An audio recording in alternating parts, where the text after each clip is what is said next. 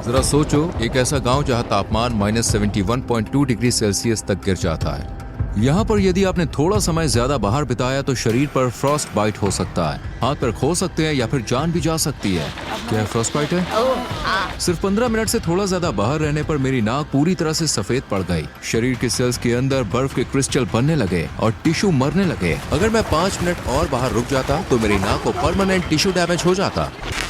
जब लोग बाहर सांस लेते हैं तो ऐसा लगता है जैसे सूखी घास की सरसराहट सुनाई दे रही हो। वो आवाज होती है गर्म सांस के बर्फ को क्रिस्टल में बदलने की। मैं धरती की सबसे ठंडी बसी हुई जगह पर हूँ, साल के सबसे ठंडे मौसम में। ये ओमिक्रॉन है। जिंदगी बचाने के लिए मैं 20 से ज्यादा कपड़ों की परतें पहने हुए हूँ, जिनका वजन करीब 14 किलो है। 30 डिग्री सेल्सियस गर्म घर से बाहर कदम रखते ही तापमान में 100 डिग्री से भी ज्यादा गिरावट होती है। इसलिए मैं हाथों में दस्ताने, पैर में बूट, पैंट और कोट पहनता हूँ जो रेनडियर की खाल से बने हैं। और ये भी काफी नहीं होता। अब मैं तुम्हें दिखाने वाला हूँ कि जब बाहर जाना ही जिंदगी की लड़ाई बन जाए तो कैसा महसूस होता है। जैसे ही बाहर निकलते हैं कुछ ही सेकंड्स में पलकें बर्फ से जमने लगती हैं और स्किन में चुभन सी होने लगती है। पूरा गांव ऐसा लगता है जैसे सबने छोड़ दिया हो। मेरी उंगली की टिप ठंड से जल गई। ठंड सिर्फ लोगों और जंगली जानवरों को ही नहीं पकड़ती, ये हर चीज को ठप कर देती है। फोन काम करना बंद कर देते हैं या सीधे बंद हो जाते हैं। बाहर खड़ी कारें कुछ घंटों में पूरी तरह जम जाती है। जमीन हमेशा जमी रहती है, इसलिए यहाँ कोई फल या सब्जी नहीं उगती। हमने मॉस्को से फ्लाइट लेकर पूर्व की तरफ 7 घंटे उड़ान भरी और याकुत्स्क पहुँचे। वहाँ से फिर करीब 18 घंटे और 900 किलोमीटर का रोड ट्रिप किया। अब रात के 2 बजे हैं और हम आखिरकार दुनिया के सबसे ठंडे गांव पहुंच गए। थर्मामीटर -60.5 डिग्री सेल्सियस दिखा रहा है। जब हमने कार से बाहर कदम रखा ऐसा लगा जैसे किसी दूसरे ग्रह पर आ गए हों।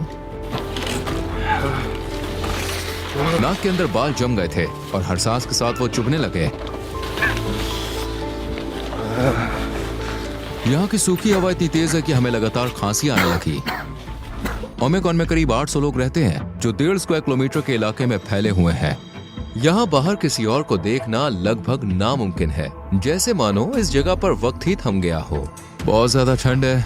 हम करीब 15 मिनट से बाहर चल रहे हैं। जैसे कि आप देख सकते हैं मेरे दोस्त की पलकों पर बर्फ जमी हुई है, उसकी ऊपरी होंठ पर भी बर्फ की बूंदें दिख रही हैं। इस इलाके में जमीन पूरे साल जमी रहती है। ओमिक्रॉन हमारा इलाका जो पहाड़ों से घिरा हुआ है, यहाँ ठंड इतनी भयानक होती है कि तापमान -63 डिग्री सेल्सियस या यहाँ तक कि -64 डिग्री सेल्सियस तक गिर जाता है। क्योंकि ओमिक्रॉन एक घाटी में बसा है तो यहाँ हवा भी नहीं चलती, ठंड बस बैठ जाती है और रुकी रहती है। इस जमी हुई जमीन की परत को परमाफ्रॉस्ट कहते हैं, जो सैकड़ों मीटर गहरी हो सकती है। इस जानलेवा ठंड से बचने के लिए गाँव वालों ने एक सेंट्रल हीटिंग सिस्टम बनाया है। एक कोयले से चलने वाला बॉयलर पाइप्स के जरिए ज्यादातर घरों तक गर्मी पहुंचाता है। ये सिस्टम हर वक्त चलते रहना चाहिए। अगर थोड़ी देर भी बंद हो जाए तो सबकी जान खतरे में आ सकती है। यहाँ के घर अंदर से आम गांव के घरों से बिल्कुल अलग होते हैं। सेंट्रल बॉयलर से जुड़े हीटिंग पाइप्स हर कमरे से होकर गुजरते हैं ताकि घर गर्म रह सके।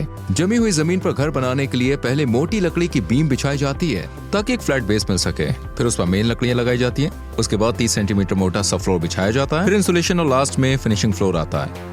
हर दीवार 7 लेयर से बनी होती है। बाहर लकड़ी, फिर मेन इंसुलेशन के लिए बेसाल्ट फूल, इसके बाद प्लास्टर, जाली, फोम इंसुलेशन, फिर एक और प्लास्टर की परत और आखिर में अंदर की तरफ लकड़ी का पैनल। खिड़कियां ट्रिपल ग्लेज्ड होती हैं, जो इस हड्डी जमा देने वाली ठंड के खिलाफ एक मजबूत ढाल बनाती है। अटारी को भूसे और मिट्टी से इंसुलेट किया गया है। इन सब के साथ एक स्टोव या हीटिंग सिस्टम मिलकर घर को पूरी तरह से गर्म रखता है। लगभग हर घर में एंट्रेंस रूम को जानबूझकर बिना हीटिंग के छोड़ा जाता है। हम अपने घर के सामने वाले कमरे में सब कुछ फ्रीज करके रखते हैं। देखो ये फ्रिज, ये नेचुरल फ्रिज है।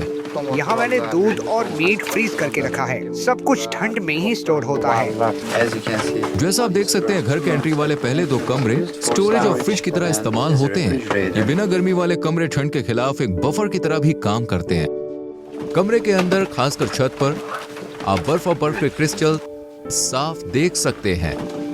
ओमिक्रॉन में दिन जल्दी शुरू हो जाता है। ये जो कि इस वक्त तक अपने बाड़े में पहुंच चुकी होती है। यहाँ के पशुपालक गाय के थन पर कपड़ा लपेटते हैं ताकि वो नाजुक हिस्सा फ्रॉस्ट बाइट से बचा रहे और साफ भी रहे। अब ठंड जमने का खतरा नहीं रहता, लेकिन जैसे ही दूध निकलना शुरू होता है हमें बहुत सावधानी रखनी पड़ती है। ओमेकन की इस एक्सट्रीम ठंड की वजह से किसी भी घर में पानी की पाइपलाइन नहीं जाती है, क्योंकि वो तुरंत जम जाएगी। गायों को हर सुबह बाहर इस ठंड में निकलना पड़ता है और नदी तक जाना पड़ता है पानी पीने के लिए। एक एक करके सब गाय बर्फ से भरे इस बर्फीले नर्क में उतरती हैं। तेजी से चलती हैं क्योंकि उन्हें पता होता है कि बहुत देर बाहर रुकना जानलेवा हो सकता है। उनके बाल कुछ ही सेकंड्स में बर्फ से जम जाते हैं। नदी का ये हिस्सा जमा नहीं है क्योंकि यहाँ पहाड़ से सीधा ताजा पानी आता है। जमीन के नीचे से निकलने वाला स्प्रिंग वाटर भी इसी नदी से मिलता है और यही हिस्सा बर्फ से नहीं जमता।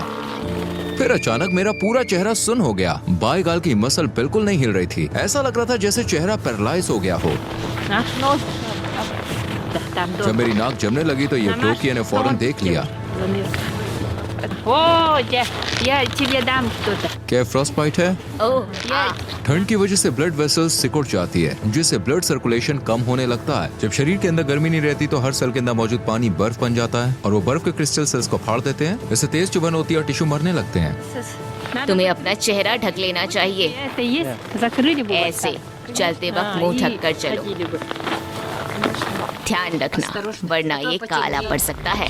लेकिन जैसे जैसे डॉक्यूमेंट्री आगे बढ़ती गई और तापमान और भी नीचे गिरने लगा, हम अपनी लिमिट्स को पुश कर रहे थे ताकि आपको दिखा सके कि यहाँ जिंदा रहने के लिए असल में क्या क्या करना पड़ता है। अब इस पॉइंट के बाद डॉक्यूमेंट्री शूट खत्म होने तक मैं एक बार में 10 मिनट से ज्यादा बाहर नहीं रह सकता, वरना मेरी नाक जो पहले ही फ्रॉस्टबाइट का शिकार हो चुकी है वो और खराब हो जाएगी। ये है इलाज, ये एलोवेरा और सिर्फ अल्कोहल है। इसे ऐसे भिगोकर उस हिस्से पर लगाओ जो जम गया है, और हाँ, उसे रगड़ना नहीं वरना वेसल्स और कैपिलरीज को नुकसान पहुंच सकता है और जख्म बन सकते हैं। फिर येवडोकिया ने अपने राज के काम की शुरुआत की। आंगन में धुले हुए कपड़े टांग कर सिर्फ कुछ ही मिनटों में वो कपड़े पूरी तरह से जमकर सख्त हो गए। उसके सारे कपड़े एकदम जम चुके हैं। मेरे हाथ भी अब जमने लगे हैं।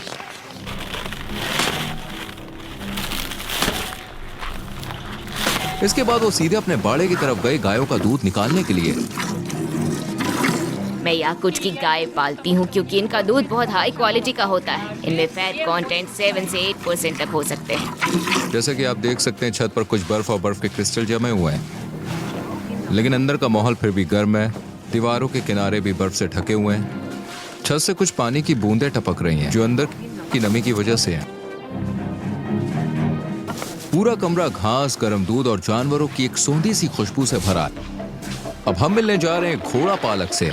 हम देखेंगे याकुत के जंगली घोड़ों को उनके असली घर में। मिखाइल, रूही, ये रहे याकुत घोड़े। यहाँ की हालत इतनी सख्त है कि सिर्फ यही घोड़े खुद को इस माहौल में ढाल पाए हैं। आज तापमान कितना है? यहाँ का तापमान करीब -50 डिग्री सेल्सियस है और बाहर ज्यादा देर रहना मुश्किल होता है। हमारे पास खुले मैदान में फेंसिंग का एक सिस्टम है। ये घोड़े ज्यादातर खुले में ही चरते हैं। इन याकुटियन घोड़ों को गर्म शेल्टर की जरूरत नहीं होती। ये -70 डिग्री सेल्सियस की ठंड में भी दिन रात खोले में रह सकते हैं। आम घोड़ों की तुलना में ये कद में थोड़े छोटे होते हैं, जो इन्हें सर्दियों में बाहर रहने में मदद करता है। क्योंकि छोटा शरीर मतलब कम एरिया में गर्मी बरकरार रहती है। इनका शरीर काफी फूला हुआ, मोटा और गोल दिखता है। ये इनकी मोटी फर की वजह से है और उनके खुर भी काफी लंबे हैं, जो उन्हें इस जमा देने वाली जमीन पर बहुत देर तक खड़े रहने देते हैं। इन्हें पकड़ा नहीं गया है, इन्हें बस यहाँ खाना खिलाया जाता है। इनका शरीर ही इनका खाना है। यह है घोड़े का मांस। यहाँ लोग इसे खाते हैं। जैसा आप देख सकते हैं इसमें काफी फैट है। ये पैकेट है घोड़े के मांस का पैकेट। ये किसी कस्टमर ने ऑर्डर किया है और इसे भेजा जाएगा। ये जो सूखे घास का ढेर आप देख रहे हैं, इसे गर्मियों में इकट्ठा करके रखा गया था। सर्दियों में यही घोड़े का मुख्य खाना होता है। खाइल ने हमें अपने घोड़े का मांस और लिवर चखने को दिया, जिसे इस इलाके में सिर्फ कच्चा और जमा हुआ ही खाया जाता है। घोड़े का कच्चा मांस। इसमें ढेर सारे विटामिन और जरूरी न्यूट्रिएंट्स होते हैं। क्योंकि यहाँ फल सब्जी नहीं होती, तो हमें सारे विटामिन मीट से ही मिलते हैं। इसका स्वाद बर्फ जैसा है, कुछ महसूस नहीं हो रहा क्योंकि ये पूरी तरह से जमा हुआ है। और ये है लिवर। ओमिकन में जनवरी के महीने में दिन की रोशनी सिर्फ करीब 4.5 घंटे तक रहती है। अभी दोपहर के 3 बजे हैं, अंधेरा छा रहा है और हम आज का दिन यहीं खत्म कर रहे हैं। पुराने जमाने में जब गाड़ियां नहीं थी तो यहाँ ट्रांसपोर्ट के लिए घोड़े, गाय, बैल और खास तौर पर रेनडियर का इस्तेमाल किया जाता था। इस इलाके में रेनडियर बहुत अहम माने जाते हैं, सिर्फ ट्रांसपोर्ट के लिए नहीं बल्कि उनके मांस, खाल और दूध के लिए भी। गांव के सेंटर से करीब आधा किलोमीटर दूर ओमेकन के जमे हुए जंगल शुरू हो जाते हैं। इस गांव में ज्यादातर लोग पशुपालन करते हैं, लेकिन इवान जैसे लोगों के लिए शिकार ही उनकी कमाई का सबसे बड़ा जरिया बन जाता है। मैं जंगली आदमी हूँ। ये मेरी शिकार वाली जगह है और ये है मेरा टेंट, मेरा घर।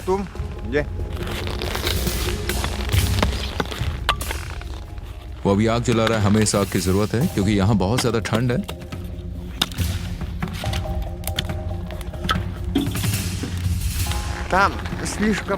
हमें सिर्फ रास्ते पर चलना चाहिए। नीचे की बर्फ पतली है। हम जमी हुई नदी की तरफ जा रहे थे जहाँ इवान ने एक दिन पहले मछली पकड़ने का जाल लगाया था। इवान ने हमारे कैमरामैन को टाइम पर रोक लिया। वो बर्फ की एक टूटी हुई सतह पर कदम रखने वाला था। एक गलत कदम और वो पानी में गिर सकता था ओ रुको। और भीग सकता था। एक बार सर्दियों में जब इतनी ही ठंड थी, मेरे पापा जंगल में अपने घोड़े पर सवार होकर घूम रहे थे। वो बर्फ के अंदर गिर गए और तुरंत ही ठंड से जमने लगे। जब उन्हें एहसास हुआ कि आसपास कोई गर्म जगह नहीं है और मदद मिलने का कोई चांस भी नहीं, तो उन्होंने खुद को गोली मारने का फैसला किया ताकि धीरे धीरे दर्दनाक मौत न झेलनी पड़े। थोड़ा पानी लेंस पर गिर गया। ओह माय गॉड, ये तो अभी से जम गया। हमारा कैमरा पहले इतनी ठंड में ठीक से काम नहीं कर पा रहा था और अब ये जमी हुई लेंस तो बिल्कुल बेकार हो गई है। हमें इसे छोड़ना पड़ेगा। जाल निकालने के लिए वो एक छोटी फावड़े से छेद से बर्फ हटा रहा है। जैसी मछलियां बर्फीली हवा में आई वो कुछ ही सेकंड्स में मर गईं। पानी अंदर से गर्म था लेकिन बाहर आते ये मछली शॉक में आ गई और पूरी तरह से जम गई। अब वो जमी हुई मछली को पकड़कर थोड़ा गर्म कर रहे हैं अपने हाथों से रगड़कर, ताकि उसे काटना आसान हो जाए। फिर बड़े ध्यान से वो उसे पतली स्लाइस में काट रहे हैं। जमी हुई और कच्ची जंगली मछली जब ये फ्रीज होती है तो ऐसा लगता है जैसे आप सिर्फ बर्फ खा रहे हो। इसे नमक के साथ खाना चाहिए। सर्दियों में मछलियों में ढेर सारे विटामिन होते हैं। टेंट के अंदर गर्मी है लेकिन बाहर की परत पूरी तरह से बर्फ से जमी हुई है। आप देख सकते हैं वो आग को तेज कर रहे हैं और थोड़ी मछली प्रकृति को अर्पण कर रहे हैं। हे प्रकृति की आत्मा, हमारा ये तोहफा स्वीकार करो। हमें शिकार में सफलता दे और अपनी जमीन की समृद्धि से हमें नवाजें। उनके शमानी विश्वास के मुताबिक उन्हें शिकार की आत्मा को संतुष्ट रखना होता है, वरना अगली बार शिकार में कुछ हाथ नहीं लगेगा। अब हम जंगल की तरफ बढ़ रहे हैं। इवान इस बार कोई बड़ा शिकार करना चाहते हैं। ऐसा लग रहा है जैसे यहाँ से अभी अभी कोई जानवर गुजरा है। जमीन पर पैरों के निशान और थोड़े पेशाब के धब्बे दिख रहे हैं। देखो, ये रोड डियर के पैरों के निशान हैं। हम उसके काफी करीब आ चुके हैं। क्योंकि मैं 10 मिनट से ज्यादा वक्त तक बाहर ठंड में खड़ा रहा, मेरी नाक फिर से सुन्न होने लगी। अब मुझे और सावधान रहना पड़ेगा। मुझे अपनी नाक महसूस ही नहीं हो रही है। ओके, उस तरफ से वो भागते हुए जंगल की ओर गया था। ओके। मैं जाल वहीं लगाऊंगा। उन्हें उम्मीद है कि कोई बड़ा जानवर इसमें फंसेगा। शिकारी को पता है कि जानवर हर दिन एक ही रास्ते पर चलता है, इसलिए वो उसी रास्ते पर जाल बिछा रहे हैं।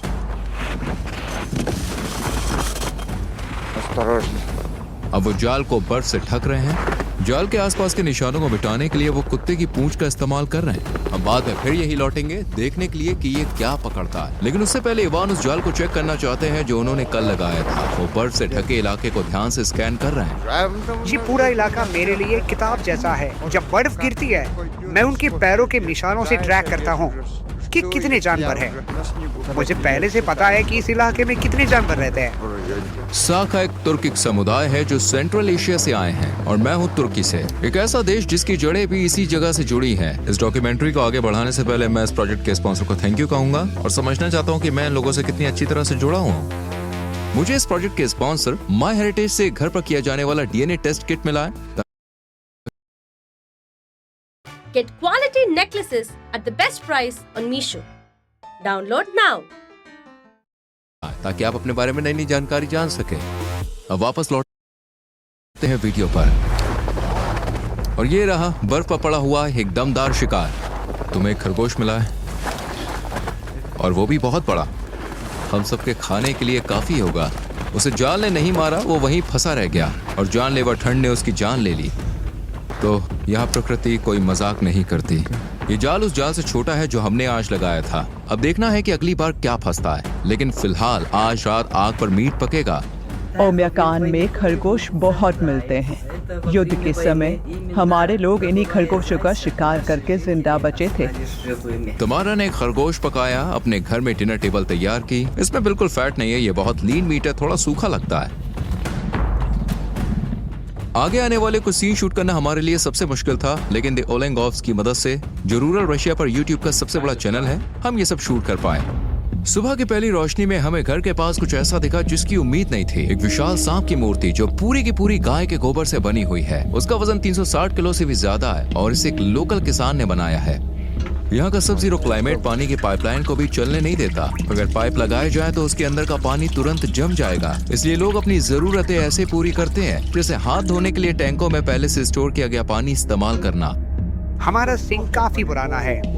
नीचे एक बाल्टी रखी है जिसमें पानी गिरता है और जब भर जाती है तो उसे उठाकर बाहर फेंक देते हैं। एक बार फिर यहाँ प्लम्बिंग सिस्टम न होने की वजह से घरों में ना तो शावर होता है ना टॉयलेट। इन जरूरी सुविधाओं को बैग में बनाए गए कैबिन्स में रखा गया है जो बिना हीटिंग के होते हैं। सीवेज सिस्टम न होने के कारण इंसानी वेस्ट वहीं जमा रह जाता है जहां उसे डाला गया है। जैसे ही वेस्ट हवा के संपर्क में आता है वो तुरंत जम जाता है और धीरे धीरे बर्फ के खंभों की तरह जमा होता है, जो कभी कभी 1 से 2 मीटर ऊंचे हो जाते हैं और फिर धीरे धीरे टूटते हैं। जब किसी को टॉयलेट जाना होता है तो उसे पहले काफी सारे कपड़े उतारने पड़ते हैं और जल्दी करना पड़ता है ताकि ठंड से जम ना चाहे। ये कोई आरामदेह अनुभव नहीं होता, लेकिन ये टॉयलेट थोड़ा अलग है। इसमें हीटर है, पर प्रॉब्लम ये इसे वेंटिलेट नहीं किया जा सकता क्योंकि बाहर की ठंडी हवा हीटिंग सिस्टम को खराब करती है। ओह, देखो, अरे वाह। इस तरह के टॉयलेट को ठंड से बचाने के लिए अब भी इस्तेमाल किया जाता है। हालांकि इसके अंदर अक्सर तेज बदबू जमा हो जाती है।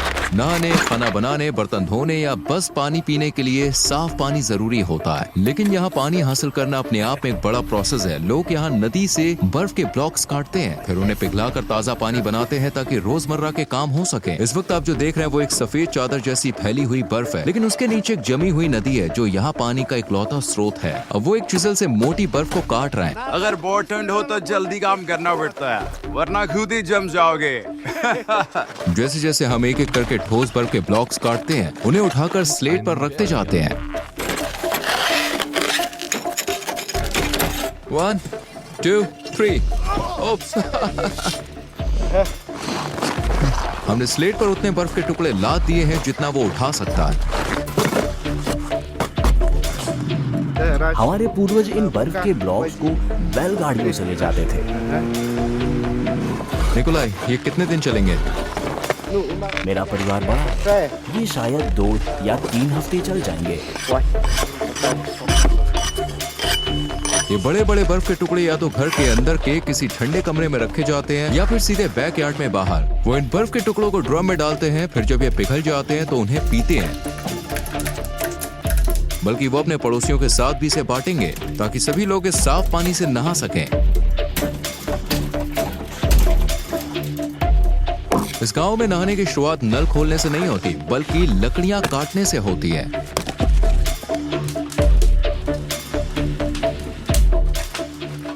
अब वो निकोलाई से लिया गया एक बर्फ का टुकड़ा उठा रहा है और उसे अंदर ला रहा है। हमारे दादा दादी तो 2-2 घंटे तक नहाते हैं। हम आमतौर पर 1.5 घंटे तक नहाते हैं। और तुम्हें अपना नहाना पूरा करने में कितना टाइम लग जाता है? पूरा प्रोसेस लगभग 4 से 5 घंटे लेता है। हम हफ्ते में 1 बार नहाते हैं, शनिवार या रविवार को। अगला स्टेप है जमी हुई शैम्पू की बोतल को स्टोव के पास गर्म करके लिक्विड बनाना। नहाते वक्त ये लोग लोटे से खुद पर पानी डालते हैं। जब नहाना खत्म होता है तो ये फटाफट कपड़े पहनते हैं क्योंकि अब इन्हें 60 डिग्री से बाहर -54 डिग्री सेल्सियस में निकलना है, यानी कुल 114 डिग्री का फर्क। सप्ताह का नहाने का रिचुअल खत्म होने के बाद अगली सुबह जल्दी शुरू होती है। सुबह 7:30 बजे बच्चे एक हड्डी जमा देने वाली ठंडी सुबह में उठते हैं। बाहर अब भी अंधेरा है। घर के अंदर लगे सिंपल वाटर टैंक की मदद से घर की गर्माहट में बच्चे अपना चेहरा धोते हैं और ब्रश करते हैं, लेकिन बाकी जरूरतों के लिए अभी भी उन्हें बाहर वाले टॉयलेट का ही इस्तेमाल करना पड़ता है। जोएना अपनी बेटियों को स्कूल के लिए तैयार करने में मदद करती है। बच्चे कई लेयर के कपड़े पहनते हैं ताकि बाहर के सफर में ठंड से बचे रह सकें। बाहर जाने से पहले जोएना अपनी बेटियों के चेहरे पर वुल शॉल कसकर लपेटती है जिससे उनका मुंह और नाक ढके रहे और बर्फीली हवा से बचाव हो। अब वो बाहर निकलने के लिए तैयार है। स्कूल तक का रास्ता लगभग आधा किलोमीटर है। हर सर्द सुबह निकोलाई अपनी बेटियों को लेकर निकलते हैं। ओमिकॉन में स्कूल तब तक खुला रहता है जब तक तापमान -55 डिग्री सेल्सियस से नीचे नहीं चला जाता। उससे नीचे जाना बाहर निकलने के लिए बहुत खतरनाक हो जाता है। आज थर्मामीटर -54 डिग्री सेल्सियस दिखा रहा है। जैसे ही बच्चे स्कूल पहुंचते हैं, दूसरी तरफ इवान जैसे लोगों की जिंदगी हर दिन सर्वाइवल और शिकार के इर्द गिर्द घूमती है। इवान के पास यहाँ कई जानवर हैं, यहाँ तक कि उसके पास एक जमा हुआ भेड़िया भी है। उसने इस भेड़ियों को सुबह होने से पहले यानी करीब 2 घंटे पहले हमारे साथ मिलकर लगाए गए जाल में पकड़ा। भेड़िया जाल में फंसा था और ठंड की वजह से मर गया क्योंकि वो हिल नहीं पाया। ठंड में अगर हिलते नहीं हो तो मर जाते हो। ये नर भेड़िया है। अब इवान इसकी खाल बेचेगा और इसके मांस का इस्तेमाल करके नया जाल लगाएगा जिससे वो भालू का शिकार करेगा। वो हमें अपने शिकार का कलेक्शन दिखा रहा है। ये उन लोमड़ियों की खालें हैं जिन्होंने उन्हें पूरी सर्दी ट्रैक किया और पकड़ा। इसकी फर कितनी मोटी थी, ये तो पूरा बड़ा भालू था। इन भालुओं को मारना पड़ा क्योंकि ये मेरे जानवरों पर बार बार हमला करते थे। हर साल ये मेरी जमीन पर आ जाते हैं और हर बार इनकी संख्या बढ़ती जा रही है। ओमिकॉन की ठंड इतनी ज्यादा है कि सबसे मजबूत गाड़ियां भी फेल हो जाती हैं अगर उन्हें सही तरीके से तैयार ना किया जाए। अगर कोई गाड़ी कुछ घंटे तक बिना इंजन चलाए बाहर रह जाए तो वो पूरी तरह से जम जाती है और बिना पूरी तरह डिफ्रॉस्ट किए चालू नहीं होती। अपनी कार को डिफ्रॉस्ट कैसे करोगे? हम जेट हीटर यूज करेंगे। हमें नहीं पता कि स्टार्ट होगा या नहीं। हर हिस्सा कड़क बर्फ में जम चुका है, मेटल, फ्यूल, तेल, यहाँ तक की बैटरी भी। वो सबसे पहले कार पर जमी मोटी बर्फ को ब्रश से साफ कर रहे हैं। टायर एकदम पत्थर जैसा सख्त हो गया है। बाहर का तापमान -56 डिग्री सेल्सियस था। टायर पंक्चर नहीं हुआ है, बल्कि इतनी ज्यादा ठंड में अंदर की हवा सिकुड़ जाती है जिससे टायर पिचक जाता है। ये लोग इस सेटअप को इंस्टॉल कर रहे हैं ताकि गाड़ी को गर्म किया जा सके। हम इसे पूरी तरह से बंद करने की कोशिश करते हैं ताकि जो गर्म हवा अंदर है वो बाहर न निकले।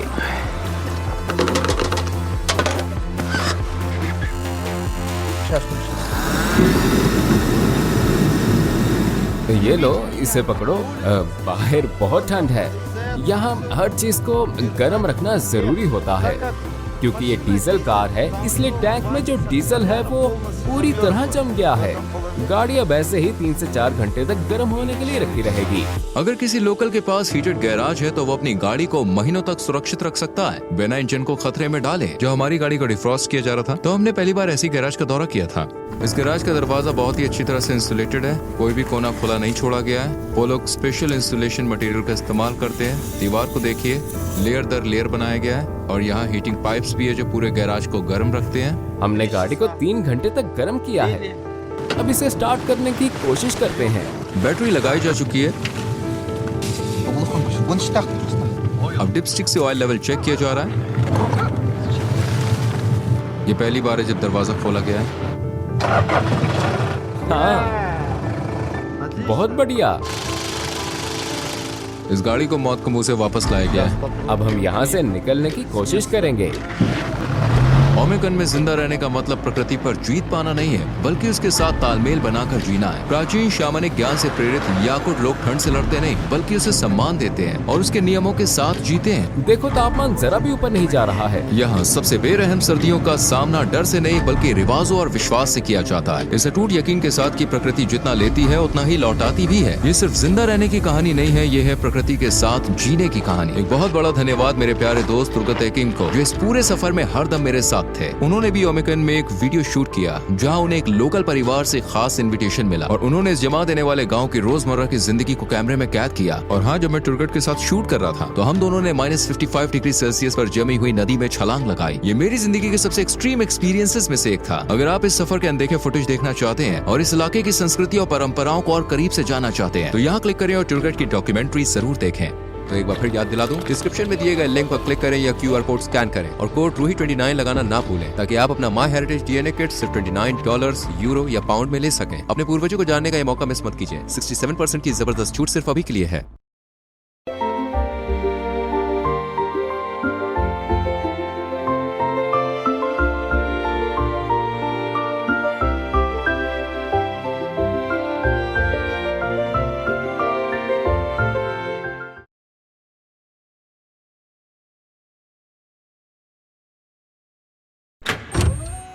पूरी लाइफ की सेविंग्स, घर, फैमिली का फ्यूचर, सब कुछ दांव पे लग चुका है। अब रुक जाने का, थम जाने का ऑप्शन है क्या? पागल है तू? एक्सपीरियंस है नहीं, कैसे करेगा?